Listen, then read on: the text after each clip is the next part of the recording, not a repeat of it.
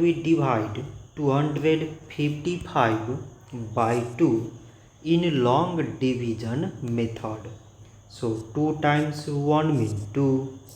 On subtracting we get 0. So now we put down the number beside this 5 and we remove this 0. So 2 times 2 means 4. On subtracting we get 1. So now again we put down the number beside this 5 and 2 times 7 means 14.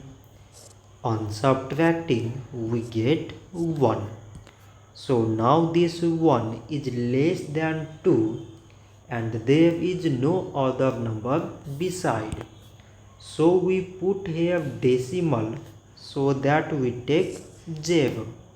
So now it became 10 and 2 times 5 means 10. On subtracting we get 0.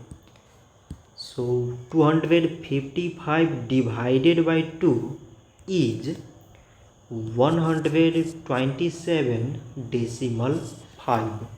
So this much for today and thanks for watching.